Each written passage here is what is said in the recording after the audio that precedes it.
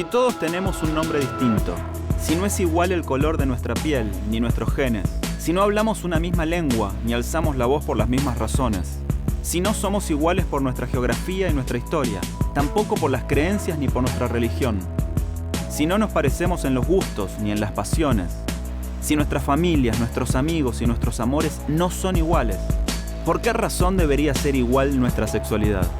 Diverso. Iguales por diferentes.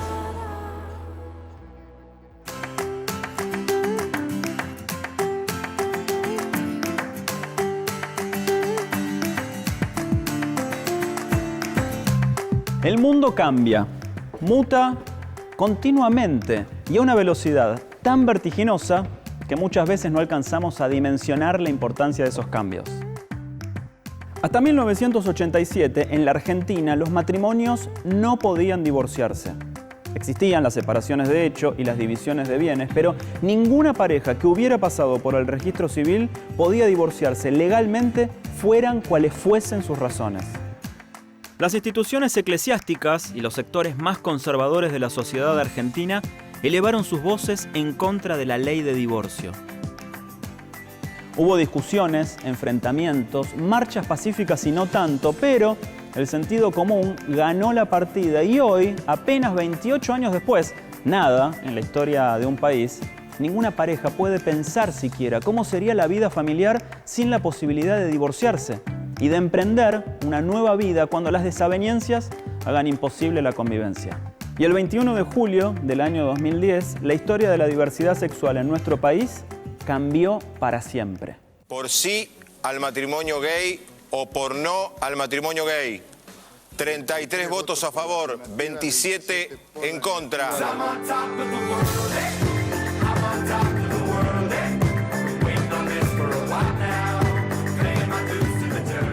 Ese día se promulgó la ley de matrimonio igualitario. Sin duda, un paso adelante, un avance definitivo hacia una sociedad más inclusiva, más justa y más solidaria. En este 2015, la Argentina es uno de los 21 países que permiten el matrimonio entre personas del mismo sexo biológico o legalmente reconocido.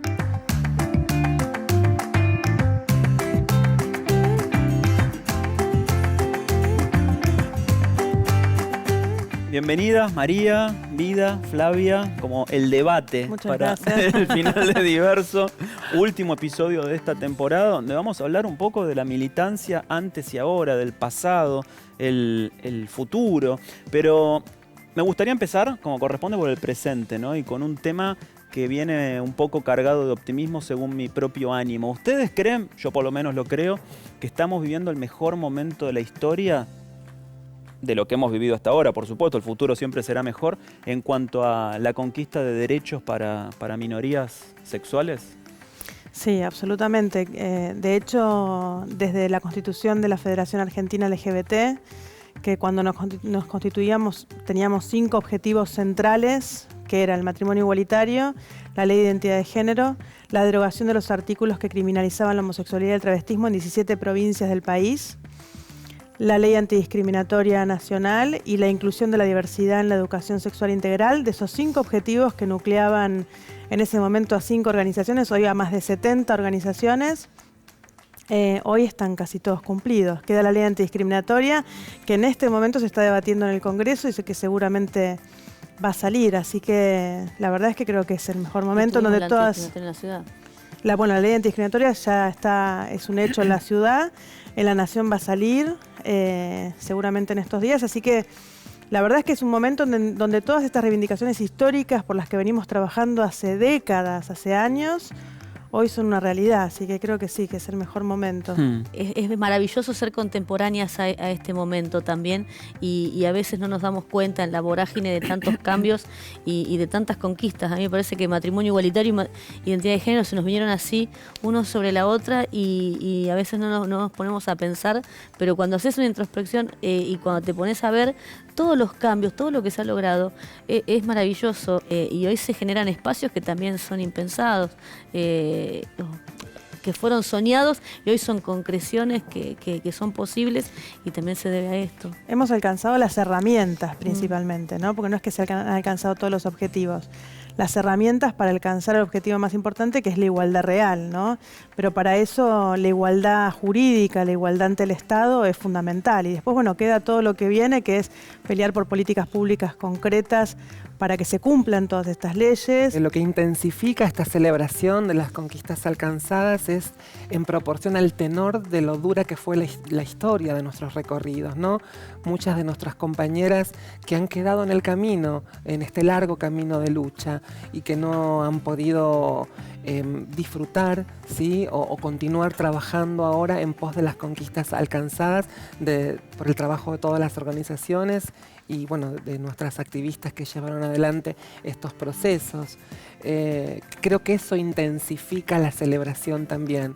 Sin embargo, no todo termina con el matrimonio igualitario. ¿Cuánto falta? ¿Qué cosas quedan por hacer? Hay un número que yo no me canso de repetir por lo espantoso que es. La expectativa de vida en la Argentina de las chicas trans es de 35 años. La mitad que lo que tiene de expectativa de vida el resto de la población. Entonces hay un laburo tan fuerte por hacer ahí en cuanto a educación y a construir políticas públicas y sociales de contención y de salud sobre todo, ¿no? Ese sí me parece que es un desafío, porque la ley es la base. Claro. Partimos de una base, es la herramienta. La herramienta positiva es saber que el Estado te protege, el Estado como organización social te ampara.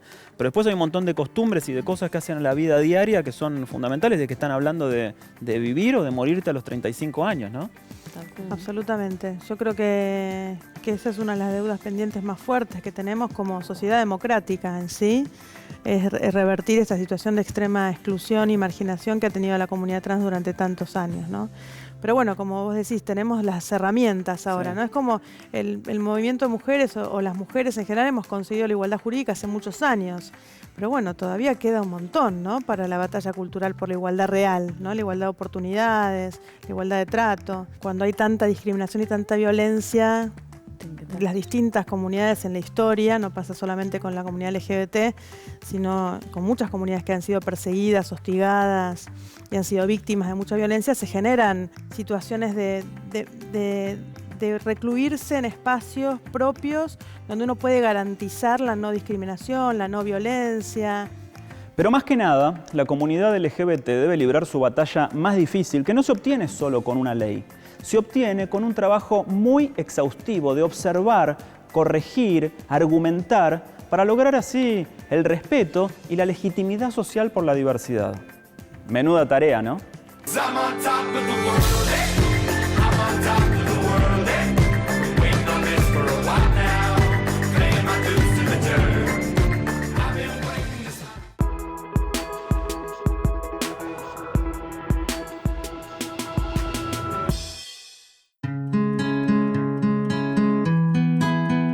La justicia es uno de esos espacios en los cuales los prejuicios y la homofobia pueden jugarnos una muy mala pasada. En mayo de este año, 185.000 personas pusieron su firma en un petitorio para pedir el juicio político y la consiguiente destitución de los jueces Horacio Piombo y Benjamín Salargués. Dos jueces de casación bonaerense que dejaron libre al violador de un nene de 6 años al rebajarle la pena por considerar que el chiquito ya había sido ultrajado y que tenía tendencia homosexual. Es gay, ya tiene su sexualidad definida. El abuso pasó, pero no fue tan ultrajante, agregó el fallo. Dentro de la argumentación que dieron ustedes, ¿también dieron esta posibilidad de que el nene es homosexual? No, nosotros dijimos que el padre lo había inducido al transvestismo y hubo una definida orientación sexual, pero no dijimos cuál. La sentencia de Piombo viene acompañada de un montón de sentencias y fallos de un montón de jueces y jueces de todo el país que son totalmente homofóbicos, que dicen ese tipo de cosas o cosas peores. Por supuesto hicimos todas las denuncias, tuvo mucha prensa, mucha difusión por las redes sociales y demás, entonces empezaron a intervenir otros actores y actrices como, no sé, sindicatos, universidades, centros de estudiantes, y así logramos entre todos articuladamente, digamos, que primero lo echaran de la cátedra. Tantos colegios de abogados y jueces y demás expresaron a favor de nuestra postura que tuvieron que renunciar. Finalmente renunció el polémico juez Piombo. Presentó su dimisión ante el Tribunal de Casación Penal bonaerense. Renunció finalmente el polémico juez a su cátedra en la Facultad de La Plata. Ojalá que todos los casos de nuestra comunidad tengan la visibilidad y el final que tuvo esto. Más allá del repudio y la condena social unánimes contra estos jueces, el caso de este nene demuestra que las instituciones de protección y defensa de la comunidad LGBT deben estar más alertas que nunca. Generalmente son a las compañeras trans el grupo más vulnerado en relación a las fuerzas de seguridad, a que todavía no se entiende que el trato digno es necesario independientemente de si una persona ha hecho o no el cambio registral, y ahí la verdad que recibe muchos abusos y maltrato una persona trans. Ese es uno de los principales motivos. Y me ha pasado que muchas compañeras trans que son trabajadoras sexuales, la verdad que ahí es el mayor maltrato que reciben. Los medios de comunicación a mí me parece que son un ente que ha ejercido históricamente mucha violencia sobre nuestra comunidad, sobre nuestras identidades. Claro. En principio, en lo que no se nombra, en segunda instancia, en lo que se mal nombra, y en ese mal nombrar aparece el estigma, vincularnos siempre a lugares burdos, a lugares grotescos, a lugares vinculados a determinada actividad ocupacional, a determinada manera de hablar, a determinada idiosincrasia. Y me parece que es grave eso, porque los medios masivos de comunicación son formadores de opinión y tienen un impacto muy fuerte en la sociedad. Hay personas que llegan a conocer o a mal conocer algo acerca de nuestras vidas, de nuestras historias, a través de esa crónica que sale en el periódico, a través de ese conductor que está llevando adelante un programa, y eso ha detenido el avance, este avance del que veníamos hablando, y lo sigue deteniendo de alguna manera.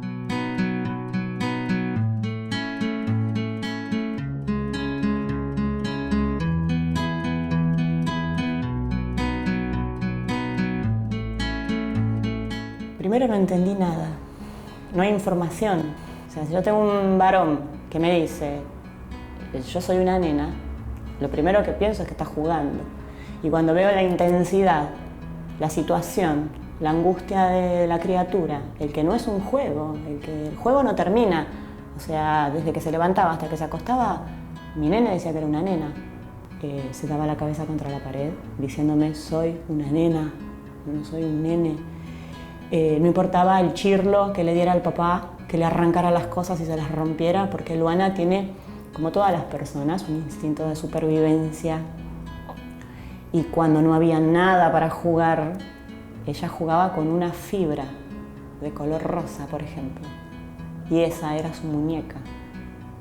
Que el papá le arrancara la fibra, se la rompiera y se la tirara porque vos sos un nene, eso lo mandaba a hacer la psicóloga. Teníamos un niño cursando salita de 3 años en un jardín con toda la violencia que pudieron ejercer, la represión. A nadie le importó ni el dolor, ni lo que sufría, ni lo que manifestaba, y nadie lo escuchó. Nadie. Y si escuchaban, ahí no importaba. O sea, Luana por instinto se formaba en la fila de las nenas. Salí de ahí, no, vos sos varón, a la fila de los varones. El no saber dónde meterse, el no tener un espacio. Se encontró con el mundo de las niñas, se identificó con todas las nenas, no con la princesa del cuento, de la película. Las tenía ahí y quería ser como ellas. Y de ahí salió su nombre, ¿me entendés? A mí, mi nene, en ese momento, con 4 años, se puso una remera mía, se apareció delante mío y me dijo, yo soy una nena y me llamo Luana. Y si no me decís Luana, no te voy a contestar. Políticos, religiosos y docentes se enorgullecen de fomentar una sociedad basada en la tolerancia, cuando lo que menos hay que hacer es tolerar al que es distinto. El verdadero sentimiento, y sin duda el más noble, es la aceptación, porque mientras la sociedad, la política y la religión sigan legitimando el sentimiento homofóbico, se seguirá expandiendo el odio, el desprecio y la violencia contra los más débiles. El gran tema pendiente en nuestro colectivo justamente es la inserción laboral y social del colectivo trans, ¿no? Incluso una minoría dentro de la minoría, ¿no? Porque es un sector minoritario del colectivo de la diversidad sexual que muchas veces sufre la propia discriminación de nuestro colectivo, y si bien la ley de identidad de género fue una conquista de las organizaciones y de la sociedad en general, es cierto que aún en todos los esfuerzos que hay que hacer a la hora de promover una inclusión plena del colectivo trans todavía nos falta solidaridad hacia dentro del colectivo y también una mirada mucho más comprensiva y más abierta de parte de la sociedad.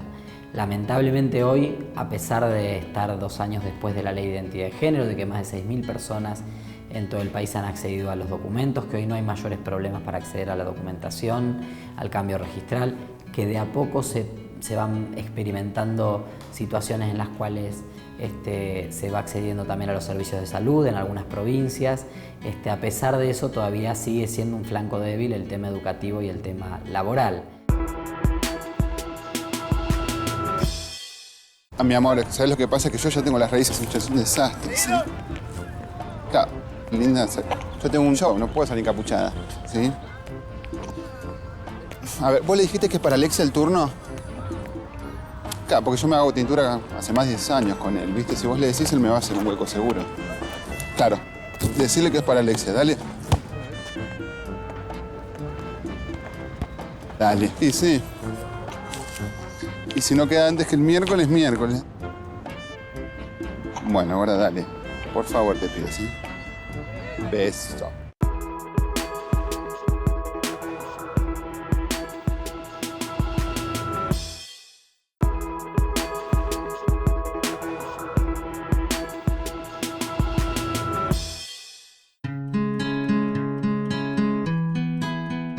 Ya lo dijimos, pero es necesario seguir repitiéndolo. En cuanto a los derechos civiles para la comunidad LGBT, queda mucho por hacer. Sucede que los siglos XIX y XX fueron tan duros y cerrados con respecto a la cuestión gay que hoy los logros nos parecen mucho. En la actualidad hay 70 países en el mundo que penalizan en distinto grado la homosexualidad. En algunos de ellos, 7 particularmente, se llega incluso a la pena de muerte y hemos visto en estas últimas semanas, en estos últimos meses, reiteradas situaciones de ejecuciones de personas homosexuales, en el caso, por ejemplo, de los territorios ocupados por el Estado Islámico. Esto habla claramente de una situación en la cual, si bien en alguna parte del mundo se ha avanzado en derechos y estamos disfrutando de leyes de igualdad, y esto ocurre por suerte en nuestro continente americano, en buena parte de Europa, en otras regiones del mundo, fundamentalmente en Medio Oriente y algunos países de Asia, la situación no es para nada fácil. En la ciudad de Buenos Aires nosotros recibimos muchísimas parejas igualitarias que vienen a casarse, ya que Argentina es el único país que permite el matrimonio igualitario a 2 turistas no residentes con una residencia mínima de 5 días. La pareja de ciudadanos rusos llegó a nuestro país para poder acceder a un derecho que el Estado ruso les niega. El casamiento se celebró en medio de un recrudecimiento de la violencia hacia la población LGBT por parte del Parlamento y el gobierno de esa nación. El español José Manuel Gutiérrez Ruiz y el colombiano Osvaldo Antonio Ruiz Marín protagonizaron la primera boda gay entre turistas en Buenos Aires y la tercera unión en Argentina entre homosexuales no residentes en el país. ¡Vamos, Argentina! En la Defensoría LGBT, que es el lugar donde más se reciben estos pedidos de ayuda para los trámites y todo eso, también tenemos una especie de agencia de testigos. Porque, claro, los turistas vienen y no tienen testigos acá para poner en casamiento. ¿Sabes lo que hay que poner? Un negocio de venta de arroz. Anótalo. En serio, te digo. Arroz de colores, podríamos hacer. Pero el arcoíris de arroz. Claro. Los trabajadores y las trabajadoras de la Defensoría LGBT van permanentemente, el testigo es el testigo del acto del matrimonio, ¿no? No hay que ser testigo ni que uno conoce a la pareja ni nada por el estilo, solo del acto. Entonces, las trabajadoras y los trabajadores de la Defensoría van permanentemente al registro civil. Todos los días hay 1 o 2 personas de la Defensoría en el registro civil haciendo de testigo un casamiento de alguna pareja. Pero basta pensar que de casi 200 países que conforman el mundo, solo el 10% tiene ley de matrimonio igualitario. Para darnos cuenta de lo importante y necesario que es la existencia de organizaciones civiles que luchan por los derechos de las minorías. Como organización y como cosa política, te diría que El primer logro fue el primer logro jurídico en Argentina, que fue la personalidad jurídica del hacha. Porque esto fue darnos a nosotros una identidad de organización. Y decir, en Argentina, a partir de ahora, hay organizaciones de homosexuales que protegen y van a trabajar por los derechos de los homosexuales. Es cierto que de 30 años a esta parte es mucho más fácil en Argentina hoy expresar abiertamente la orientación sexual. Tener una ley como la ley de matrimonio igualitario, una ley como la ley de identidad de género, las expresiones de la diversidad que vemos en el cine, en la televisión. Hay como una idea de corrección política, de aceptación e inclusión de la diversidad, y eso hace muchísimo más llevadera y muchísimo más fácil la vida de las nuevas generaciones de gays, lesbianas, bisexuales y trans. Lo vemos con los chicos de 13, 14, 15 años, las chicas de esas edades, que ya lo expresan abiertamente, que están de novias, de novios, que presentan novios en la casa. O sea, la realidad es que hasta hace unos años era difícil imaginar. También es cierto que Argentina es un país muy grande y que tiene realidades muy diferentes, ¿no? Y no es lo mismo ser gay, lesbiana, bisexual, trans en la ciudad de Buenos Aires, en Rosario, en Mar del Plata, en Córdoba, que serlo en Salta, en Tucumán, en Misiones, donde todavía hay muchísima injerencia de sectores de la jerarquía de la Iglesia Católica y sectores conservadores de la sociedad que siguen viendo a la diversidad sexual como algo pecaminoso, como algo culpabilizante, como algo que puede ser incluso penado. Nos podemos casar, si vos sos trans puedes ir al registro y cambiar de identidad, vas al hospital y te dan hormonas para las tetitas o lo que sea, pero si tienes un problema en el laburo, con el consorcio, en cualquier ámbito, porque sos homosexual, porque te dijeron puta, porque te echaron por eso y demás, no tenemos un marco jurídico para defender. A lo largo de nuestro ciclo hemos visto cómo la homofobia y el odio a la diferencia se inscriben en el humor, en la religión, en la justicia, en el deporte y especialmente en la educación.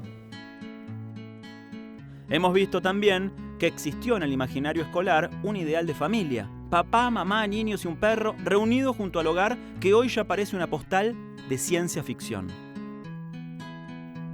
El desconocimiento y la ignorancia hacen que se hable de familias con niños que crecen con dos mamás pero sin papá o con dos padres y sin madre. Se sigue asociando la carencia con grupos familiares perfectamente constituidos y sin fisuras.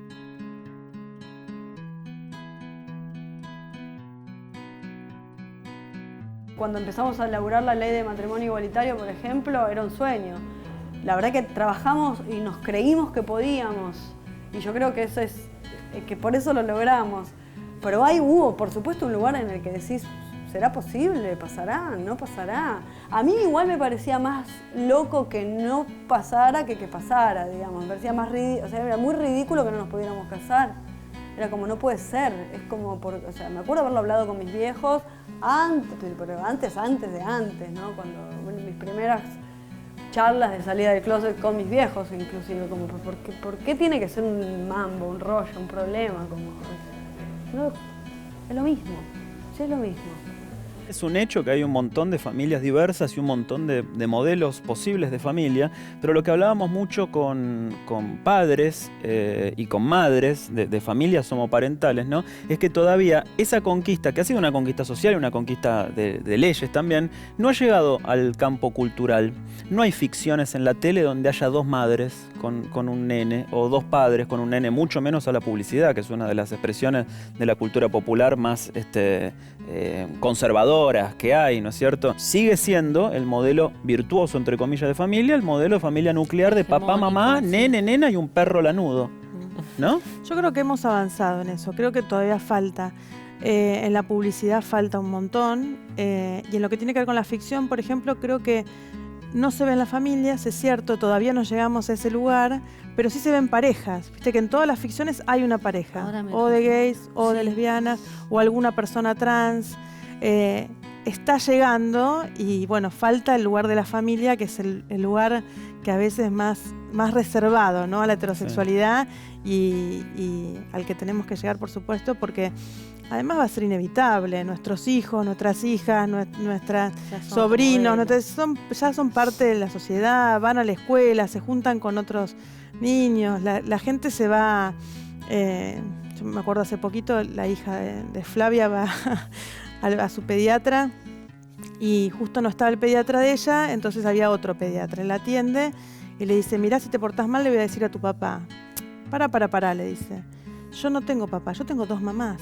Ah, bueno, perdón. Dijo, no sabía. Ese pediatra nunca más va a asumir nada. Aprendió. La nena tiene consulta 3 años tenía cuando dijo eso. Creo que el acoso escolar es algo que tenemos que trabajar en las escuelas desde todo punto de vista, ¿no? Los niños discriminan no solamente a alguien que puede tener 2 mamás o 2 papás, sino al que es gordito, al que tiene anteojos, al que es más oscurito. Hay distintos motivos por los cuales se discrimina en las escuelas y es algo que tenemos que trabajar de manera urgente, ¿no?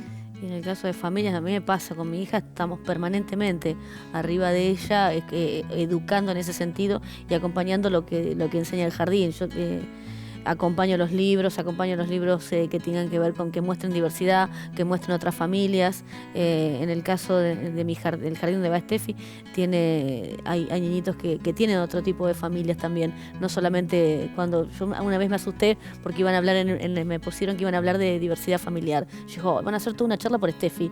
Y fui con eso, y no, nada que ver, ¿viste? También tiene sus propios prejuicios también me corrigió, claro, hay 2 niños que adoptaron en Haití y están ahí, y hay otros niños un nene que no tiene mamá ni papá, que lo cría una abuela, entonces es otra diversidad y en eso estamos. Ahí me sentí esto de prejuicio internalizado.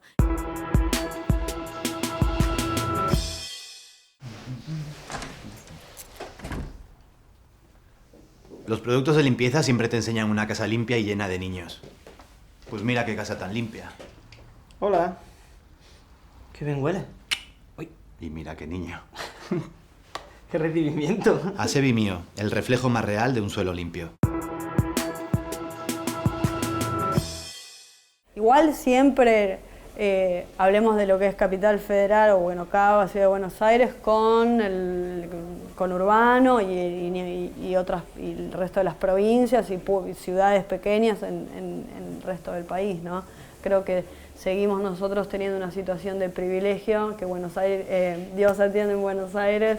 Creo que sí, que un poco pasa eso y que todavía el gran trabajo que las organizaciones tenemos que hacer es seguir abriendo camino por ahí. Digo, viste que es como una relación dialéctica con el Estado, digamos. Uno le exige algo al Estado, el Estado da y después hay que ir a laburar, digamos, claro, para que todo eso tenga el impacto a nivel social que tiene que tener. Entonces hay que seguir trabajando.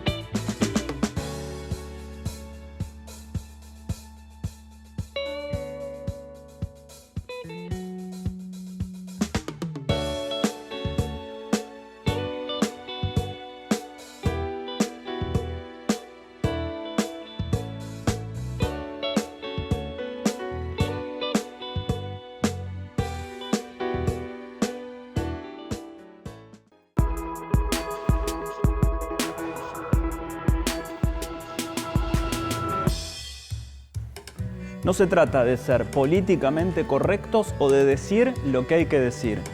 Se trata de entender que es el lenguaje el que conforma los pensamientos y los puntos de vista. Incorporar la parte del lenguaje positivo que le está vedado al colectivo LGBT es un trabajo cotidiano. La cuestión gay está en el espíritu de esta época. La liberación homosexual ya está en movimiento y es una realidad del siglo XXI.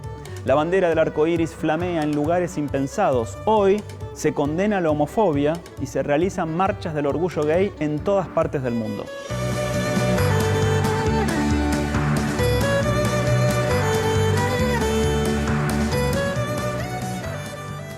El camino fue allanado y ahora hay que recorrerlo, mejorarlo y disfrutarlo.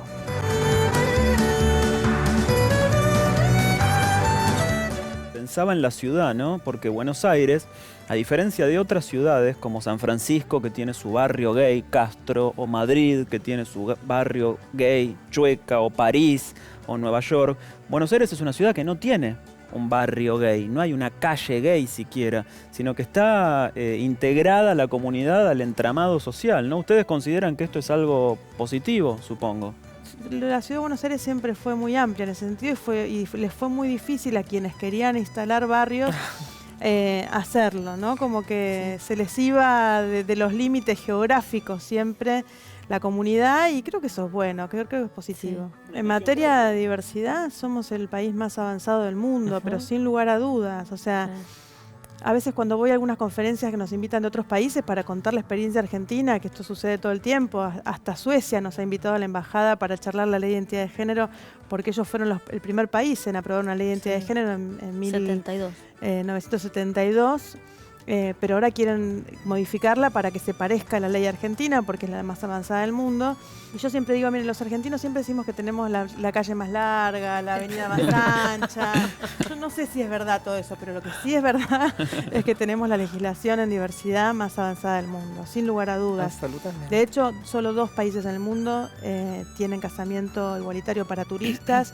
Esto era importante porque nosotros creemos que la igualdad tiene que extenderse al resto del mundo, entonces que puedan venir a casarse parejas de cualquier lugar del mundo y después ir a sus países y reclamar el reconocimiento en sus países de este matrimonio igualitario, para nosotros era muy importante. Y Flavia, vos como defensora LGBT, me gustaría preguntarte si hoy se castigan de una manera activa estas actitudes discriminadoras.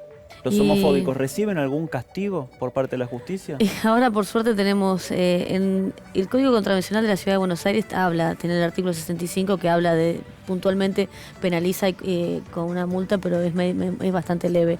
Pero por suerte ahora contamos con una herramienta muy eficaz, que es la ley antidiscriminatoria, que haciendo hincapié en lo que dice María, de que realmente en materia de diversidad estamos a la vanguardia en el mundo en relación a la legislación de diversidad. También estamos a la vanguardia en el mundo en relación a esta ley que hoy está vigente en la ciudad, que es la nueva ley antidiscriminatoria. Bueno, empezamos por el presente, pasamos por el pasado, el futuro. Gracias por haber venido a esta especie de gran revisión de la militancia. Gracias por haber venido a mi bosque. Y perdón por los cuernos a las que les tocaron. Así que muchas gracias. Gracias.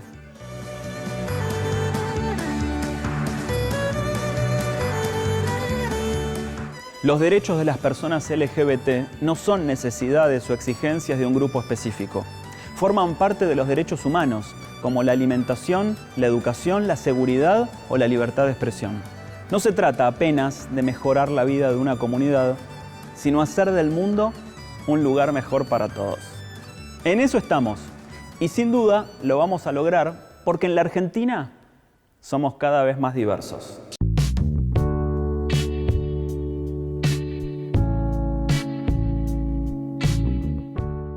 Nunca nada de lo que me vino de afuera llegó a modificar mi actitud. Siempre pegaba y rebotaba, pegaba y rebotaba, pegaba y rebotaba, gracias a mi familia.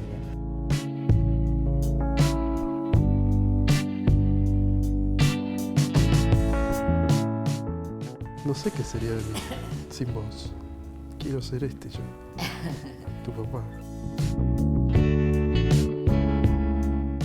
Me gustaba ponerse mi ropa.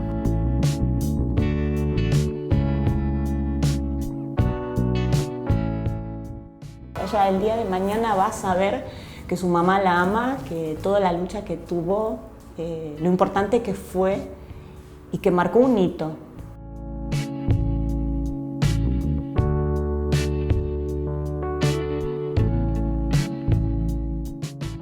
Le voy a contar a mis hijos que estaba en la Plaza del Congreso el día que se aprobó el matrimonio igualitario.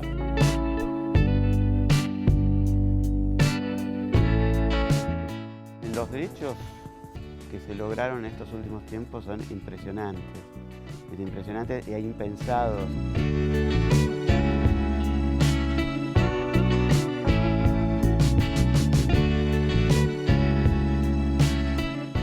Que Argentina me haya dado la posibilidad de llamarla mi esposa, eso ha sido lo más grande que nos ha pasado.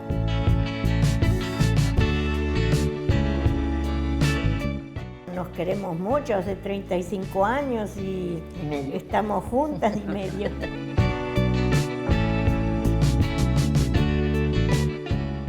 Digo, sería espantoso pensar una vida de mentira totalmente solo para que a aquellos a los que no les gusta estén más tranquilos.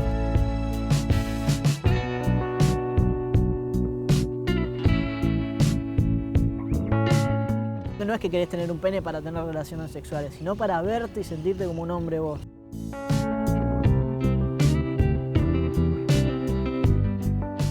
Para mí es un orgullo ser lesbiana.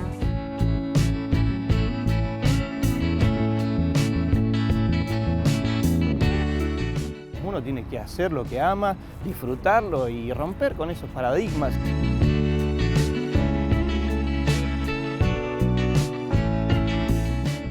Y ahí está el pecado, el no querer descubrir quiénes somos, el no ser quienes estamos destinados a ser. No hay nada malo con que yo tenga la libertad para amar a quien quiera, digamos. ¿Es un programa sobre putos este? ¿Por qué tanto puto? Por suerte ya es todo bastante diverso, todo bastante abierto y todos nos respetamos entre todos, o al menos hacia allá vamos. Esperemos que algún día también el LGBT desaparezca y seamos todos simplemente gente de buena fe. Estamos grabando. Acción carro, acción Nico. Si esto es cierto, vamos para adelante. ¿Cerró la puerta?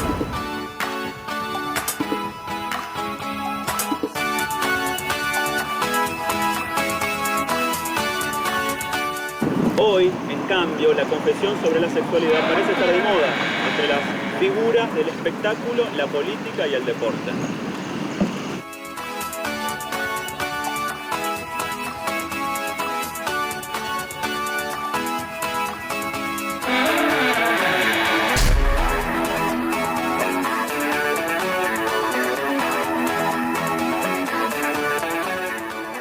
No sabés lo que hay ahí adentro. No sabés lo que hay ahí adentro. Te estoy eligiendo lo mejor, ¿eh? Y murieron sin... ¡Hija de puta, boludo! ¿Qué? Oh, la puta madre. Como un drama o la concha de la puerta de la cara.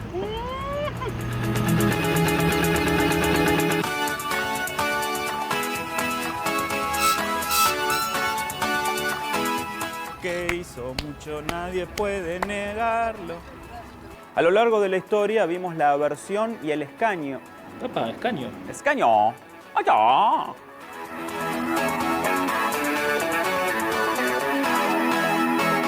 Tengámosle fe. Dale. Acción Nicolás. Y murieron sin poder salir del placar. Por mí está bien.